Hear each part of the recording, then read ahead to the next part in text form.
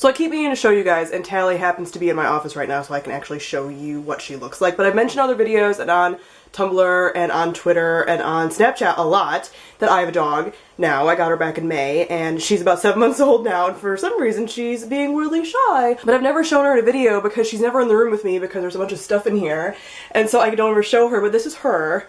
She's like big now. She's pretty much her adult size, and she's about 22 pounds I think, which means she's a little hefty right now. And we don't know what breed she is. She's a rescue. I think there's some Spaniel in here, and maybe some Beagle, and some Jack Russell, and possibly some Corgi because of how her legs kind of are. So she's a mutt, and we're fine with it. And her name's Tali, like the Mass Effect character, because I'm a human trash compactor. And she's so cute and so great. So this is her, and if you guys want to see more of her and my cats, you should probably follow me on Snapchat because she's there a lot. Say hi. Oh, thank you. Hey guys, it's Sam, and this is my September wrap-up. I'm kind of overcoming a cold. I went out of town last week to Boston Teen Author Festival, and I got the post-festival / post-con crud, and I'm kind of recovering from it, so if I sound a little funny, that's probably why. You probably wouldn't have even noticed if I hadn't pointed it out, but I feel like I sound weird still, because I still am, like, snotty. The first book that I read this month was Three Dark Crowns by Kendar Blake.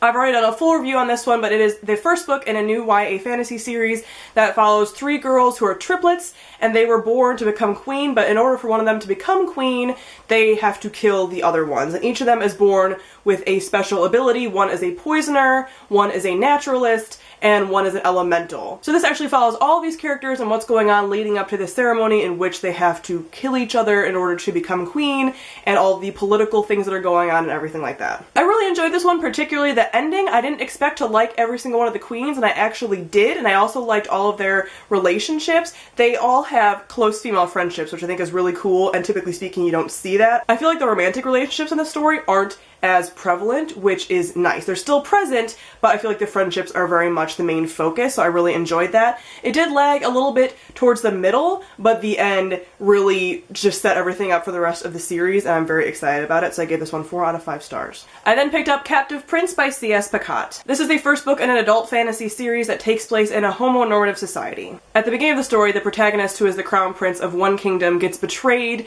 and thrown into slavery, and he is sold as a pleasure slave to a prince of another kingdom. I'm not going to go into much of this here because I had done a full review on this one, and this one tends to be a very controversial book. You either love it or hate it. There are a lot of mature themes in this story. There is trigger warnings for almost everything: torture, abuse, rape, sexual assault, anything. So I definitely recommend you go and check out my review for it if you are interested, because I talk about all of the kind of ins and outs of this first book there. I do plan on continuing with the series, but I can't really give my full opinion on the story as a whole because, as I said in my review, these books are really short and they should really have all been one book. So I have reviews for this first book, but I also don't really feel comfortable talking about the series as a whole until I've read the series as a whole and really had an opinion on it.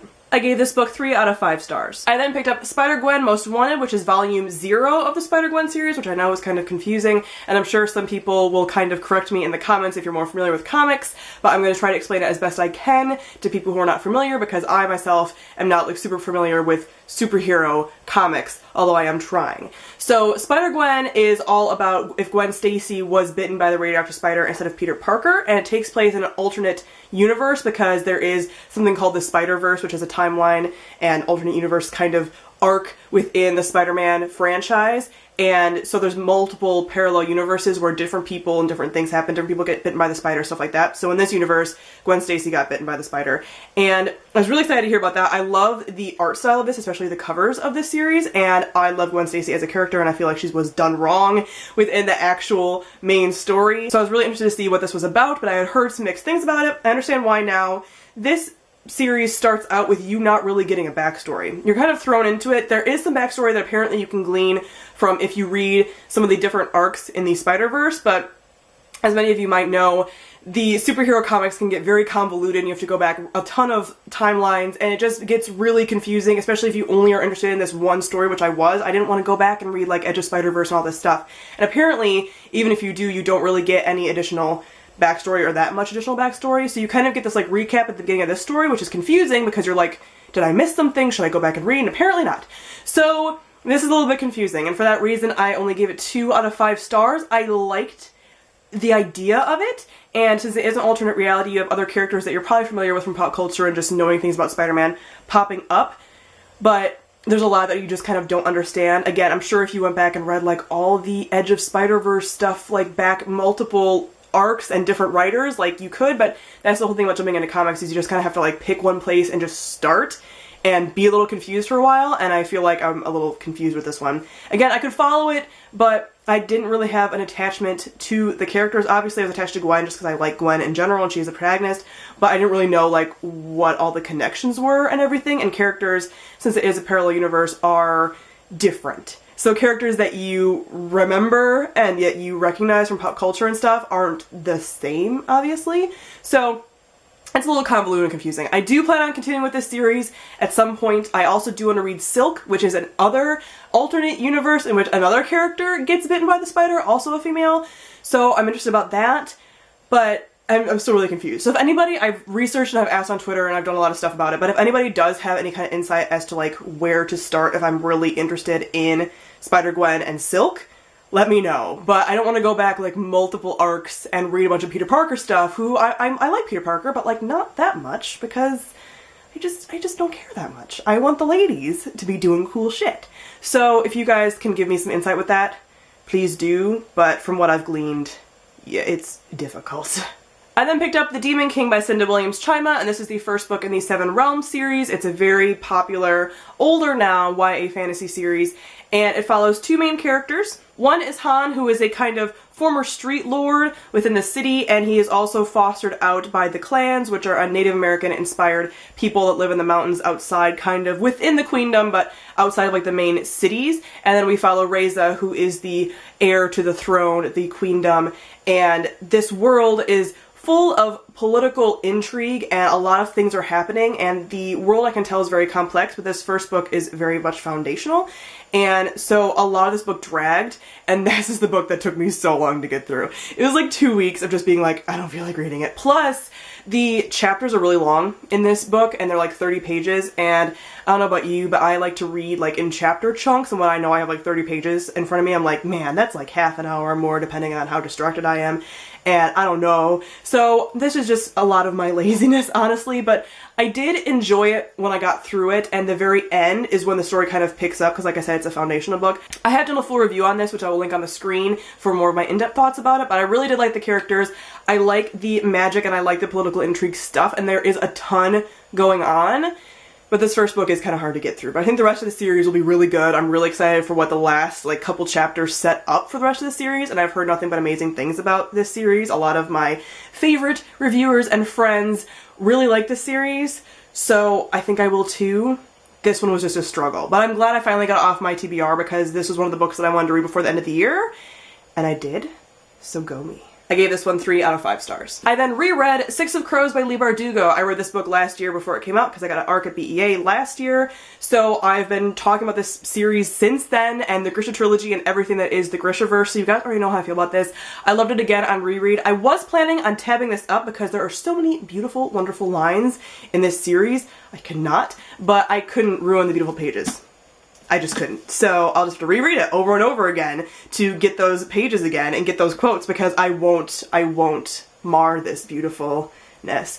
So obviously I loved it again on reread, adored it. I'm so glad I reread it right before, because although I remembered a ton of stuff, I just got immersed again in the world, and I was able to pick up Crooked Kingdom right after. Obviously I gave this one 5 out of 5 stars again. And then I read Crooked Kingdom by Leigh Bardugo, which is the final book in the Six of Crows duology. I just finished it yesterday. I obviously loved it. I can't even tell you which book I love more of the series, because I like them both for different reasons. Part of me wants to say that I like Six of Crows more, but I can't even say that, because they're both obviously similar, because they're the same series and the same characters, but different, and I'm still fully processing my thoughts on this one, but I absolutely loved it. I have no regrets about this one at all. I will be doing a full review and gush on this book, which is coming up on Monday, so I'll have more of my completed thoughts here, but I loved all the character interactions even more in this book. I think we get a bigger focus on the friendships even more in here, because yes, everyone really loves the relationships in here. I do too. I love the romantic relationships a ton, but the friendships are the things that got me like heart-stopping. I love them so much, especially Inej and Jesper, and Inej and Nina especially. especially.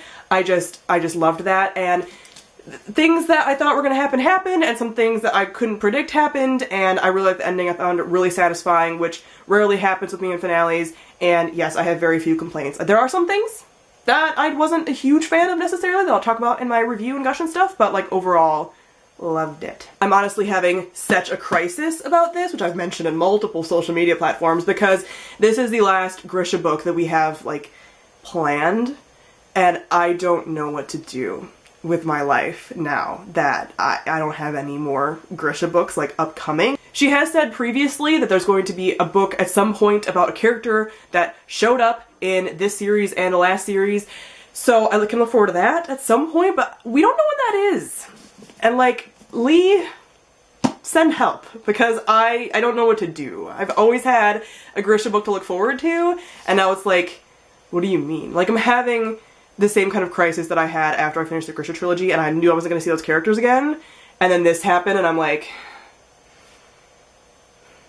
I don't know what to do. I've been healing my wounds by watching Critical Role over and over and over again, but that's only going to last me so long. Like, what's going to be the next series I'm going to be obsessed with? I don't know. What?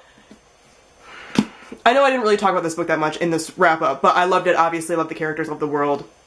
I love the plot, love everything about it. I'm doing a full review on it later, so look forward to my thoughts then. And I gave this book 5 out of 5 stars. Predictably. Alright guys, that is it for my September wrap-up, so comment down below and let me know if you have read any of these books and what you thought of them. Thank you all for watching, and I'll see all of you guys soon. Bye!